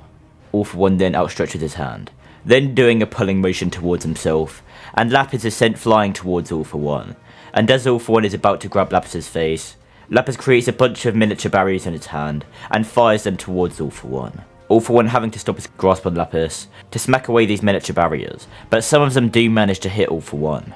However, All For One isn't even moved by them. All For One smirks, saying that it seems Lapis's quirk can be used for more than just defense. He's excited to see the extent of his quirk. Lapis begins to run away, hiding behind a tree as he thinks to himself that this guy's a monster. There's no way he can survive. And All For One then speaks to Lapis inside of his own mind, telling Lapis that he is correct. And All For One then appears in front of Lapis, smacking him through multiple trees. Lapis knows that he isn't going to be able to run away, so he might as well just try to fight back. So Lapis then covers his hands in miniature barriers, and he rushes towards All For One, attempting to strike All For One with his barrier covered punches. And while All For One is dodging and parrying Lapis's attacks, he is focused on Lapis's movements, studying them.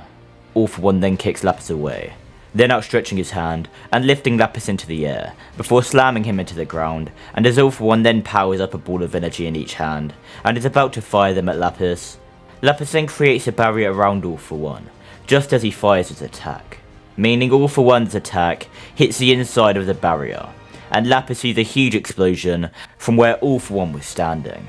The smoke fades alongside the barrier, and All For One is seen laying on the ground, seemingly unconscious, and Lapis slowly walks towards him, thinking that he is lucky he pulled that off in the last second, or he would have been done for. Lapis stands over the body of All For One, thinking to himself that he guesses he should call the police now, but he should put a barrier around this guy first so he can't escape. But as he outstretches his hand to create a barrier around All For One, in an instant, All For One is gripping the back of Lapis's throat, grasping it tightly as he begins to smugly laugh. He faked his injury to his own attack in order to test Lapis's intelligence. Did Lapis really think he couldn't handle the brunt of his own attack? And did Lapis think that he didn't already have another defensive quirk in his possession? Lapis is unable to respond however, as he is losing the ability to breathe, and All For One strips his quirk away from him. Lapis then laying on the ground and holding his throat in pain as he begins to breathe heavily. All For One looks down at Lapis, saying that if he is being honest, he didn't even use his full arsenal of quirks against him, nor did he even use his full strength with the quirks he displayed, or with his regular strength and energy attacks. Lapis was just a sacrificial pawn in his long game of chess. However, he will at least give him the dignity of dying along with the rest of his beloved creatures. All For One then flies up into the sky, looking down at the small island and creating a small orb of energy in his hand. All For One then flicking the ball of energy down towards the island. Lapis finally looking up and seeing the orb approaching, so out of sheer desperation, he raises his arms into the air in order to create a barrier to defend the island. But to Lapis's complete shock, nothing happens. That nonsense that monster was spouting must have been true somehow. He really did take his quirk. And this realization is the last thing on Lapis's mind before himself, along with the entire island he's standing on, is blown into oblivion. All For One then appears back in Dr. Ujuku's lab. Dr. Ujuku complimenting All For One, saying that his efficiency was outstanding as per usual. And All For One says that of course it was. With this new vessel and set of quirks he's been collecting, he's become unstoppable. There's only a few more quirks he needs to collect before he will then go after his only possible threat, which is Goku. And he will also kill Endeavor to show off his dominating power by killing the new #1 hero. Speaking of Goku, All For One demands that Dr. Ujuku tells him where Goku is and how his power has been progressing, and Dr. Ujuku first responds to the latter demand. Dr. Ujuku tells All For One about Goku being able to tap into that golden hair transformation at will now, and how he is seemingly attempting to lessen the strain of the form through maintaining it over as long a period of time as possible. Well, as for his current location, he isn't entirely sure. It seems he went on a World Heroes mission of sorts. Goku, Izuku Midoriya, Katsuki Bakugo, and Shoto Todoroki have went on a mission along with Endeavor and other pro heroes, on a mission which goes outside the borders of Japan, but as to where they may have gone, he doesn't have the slightest idea. All For One is angered, saying that Dr. Ichigo had better figure it out. It would be rather unfortunate if he ended up dead before All For One even battles against Goku and Endeavor.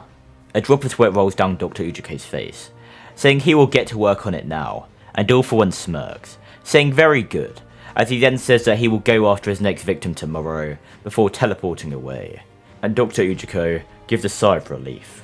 Dr. Ujuku then quickly gets to work on trying to find Goku's location, as he does not want to be on the wrong end of All For One's subtle threat to his life. But while he does this, Dr. Ujuku thinks to himself that All For One has been acting different ever since he's been in this new vessel. It's like the biology of this vessel has altered his mind in some way. He seems more blatantly aggressive, and he seems to consider the thrill of a fight just as important as his main goal. He will have to look into this after he finds Goku's location. But with this thought on Dr. Ujuku's mind, we are going to end off this My Villain Academia part. In the last video, we covered one of the many escapades of All For One, as he was seeking more quirks in order to be unbeatable by any hero. And while he was doing this, Goku went on a mission outside of Japan, along with Deku, Bakugo, and Todoroki.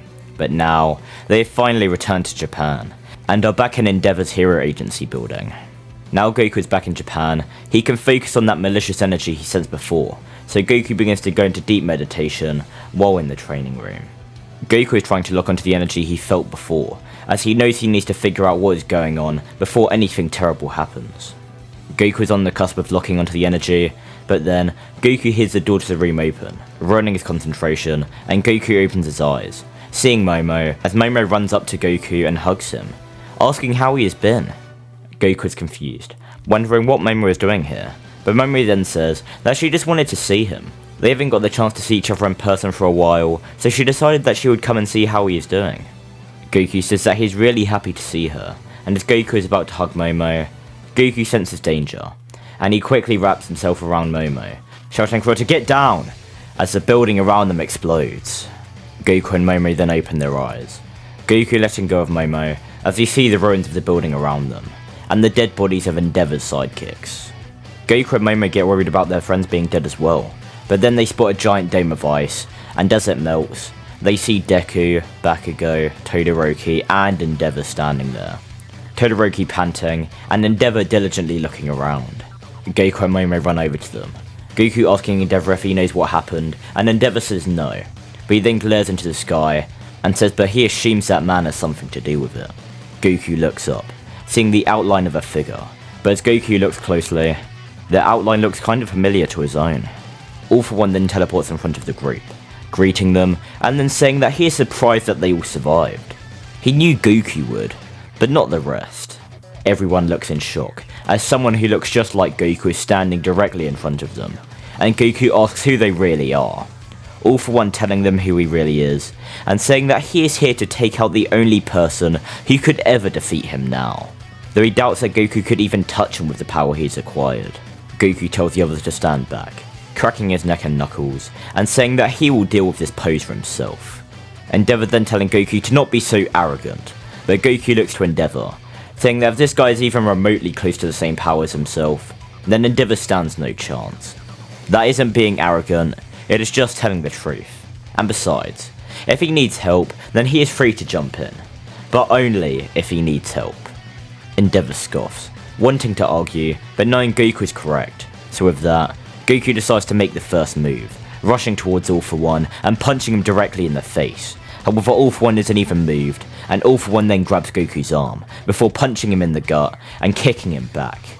Goku smiles at this, thinking that he will finally have a challenge after so long, and Goku transforms into Super Saiyan, thinking to himself that he knows All for One will have multiple quirks. He just needs to bait him into using them so he can figure out what they are, and how to counter them. He can tell by the impact of his punch that All for One has the shock absorption quirk, but he has no clue how many quirks he has in his disposal. Goku tells Momo to create the thing, Momo nodding as she creates a red pole, and she throws it to Goku, Goku catching it and then throwing it directly towards All for One. All for One dodging out of the way, but then the pole extends, digging itself into the ground, and after that, Goku flies towards All for One, attempting to kick him in the face, but All for One dodges this kick as well.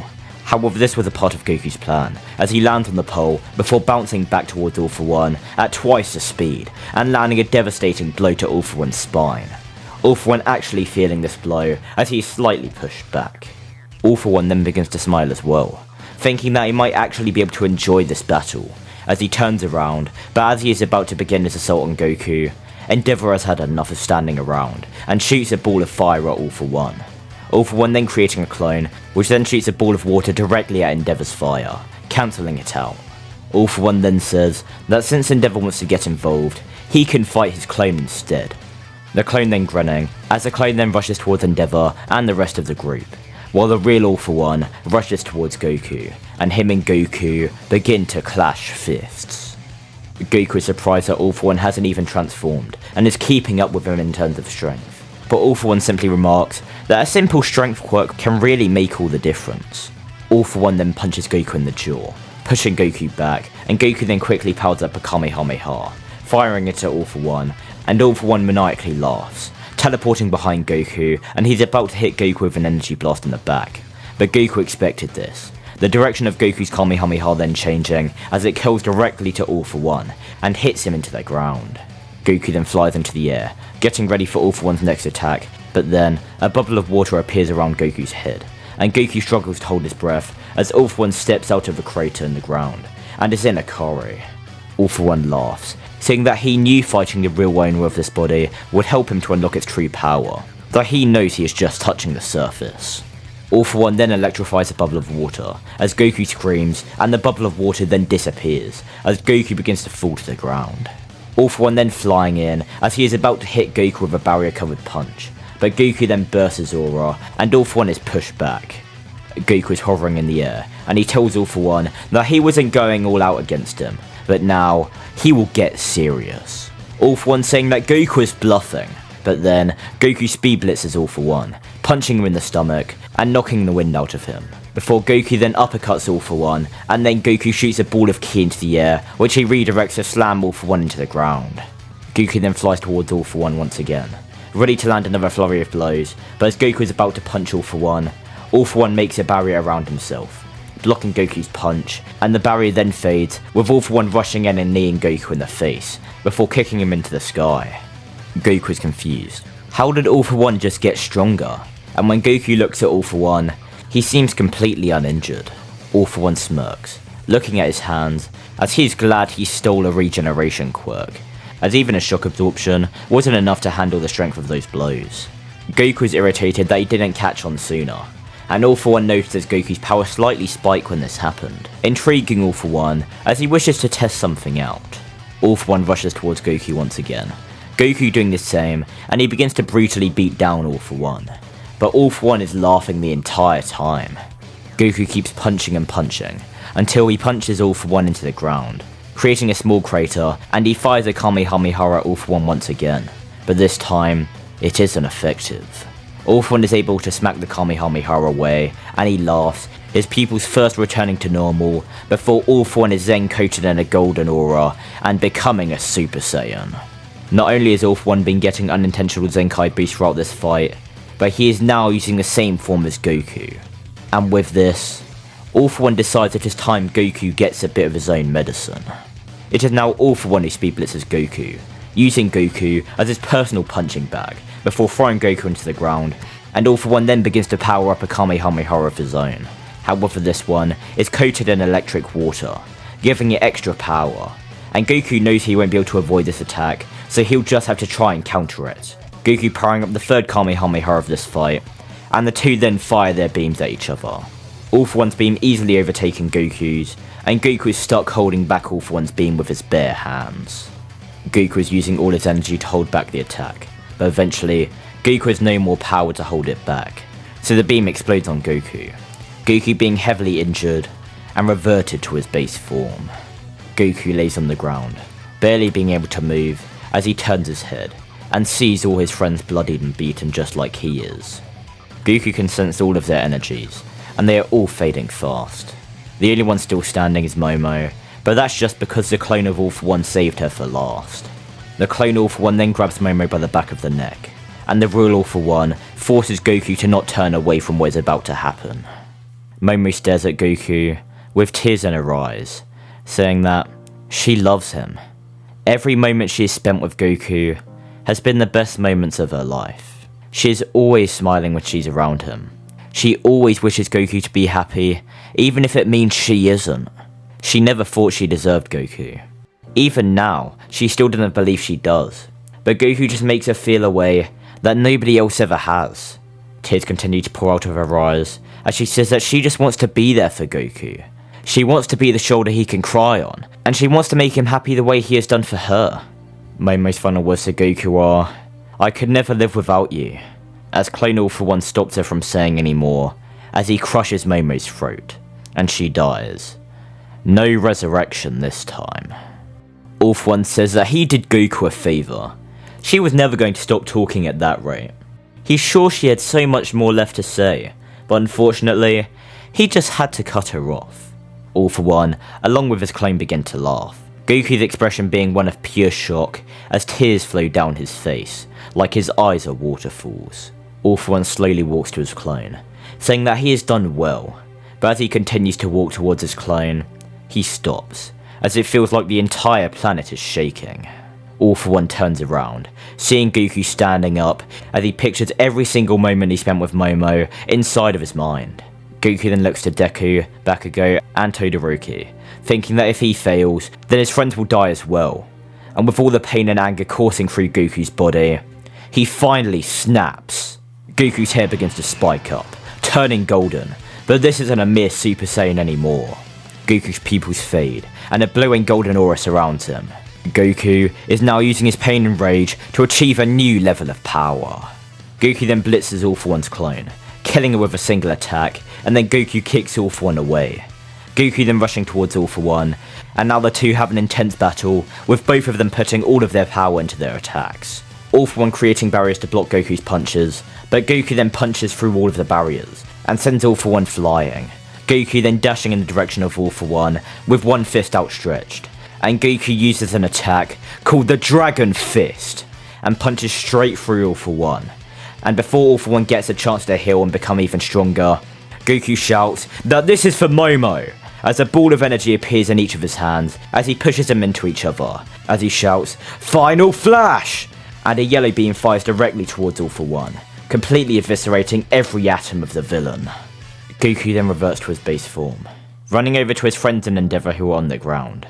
By this time, all of them have passed away other than Deku, who is barely clinging on to life. Goku tells Deku to stay still.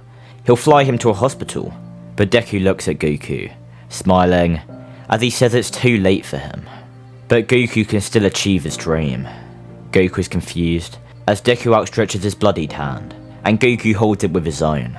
Deku saying that Goku is now the vessel of One For All, and he tells Goku that he can be happy. It may take a bit of time, but one day, Goku will be at peace, and Deku hopes by then, Goku will be the #1 hero. Deku has a cheerish grin while having tears in his eyes, but then, his eyes finally close as Deku dies. Goku beginning to cry once again, as now, not only has he lost the person he loved the most, he has also lost his best friend. Goku screams in pain, then flying into the air, and a long distance away, Shigaraki was watching everything that happened. He didn't intervene due to Dr. Ujiko instructing him not to, as if All For One wouldn't have been able to win this fight, Shigaraki wouldn't have been able to change the outcome. Luckily, All For One had a backup plan just in case this situation took place, and now, he's going to need Shigaraki's help to put it into motion. Japan would now be in a different place than it was before. Its #1 hero having to be replaced once again, as Endeavor was killed by All For One's clone. And even though a lot of the populace believe Goku should become the new #1 hero, since he has proven multiple times that he is the strongest hero, Goku is still just a kid, so it is decided that Hawks, the previous #2, will become the temporary #1 hero. And speaking of Goku, he hasn't been seen by the public since the day of his battle with All For One. He hasn't been seen in school, or in any public place. Goku's been taking some time to think about everything, visiting Momo and Izuku's graves every day, as he thinks about what he could have done differently. If only he didn't hold back against All For One at the beginning, maybe then they would both still be alive. The only person who has even seen Goku during this time is All Might, in one of the times All Might was visiting Izuku's grave, and that is where Goku told All Might that he is now the wielder of One For All, and he confides in All Might about every way he's been feeling. The main body of All For One is sitting in a prison cell, realizing that the biology of that kid's body affected his mind. The idea which he is currently having Dr. Ujiko execute will be different though. He is sure of it. All For One then hears through the speakers in his cell that he has a visitor, All For One awaiting the arrival of his former rival All Might. But when the door opens, All For One is pleasantly surprised, as Goku is the one to walk into the room. But this is where we're going to end off this part. Hopefully you guys have enjoyed this season, and if you did, then make sure to like, comment, and please do subscribe. It is quick and easy to do. Also, I want to give a huge thank you to Mystic Angel, Yeti Myth, Cam McPherson, Mega Exo, Jonathan Way, and All Might for becoming channel members. If you want to be shouted out at the end of the video, and give a perks like the channel members here, then there is a link in the description down below to become a channel member. It greatly supports me, and it helps me immensely. With all of that out of the way, if you want to see a season 3, which covers the journey of Goku in Japan after all of these events, then make sure to get the full series video of this series to 5,000 likes. And yeah, goodbye guys.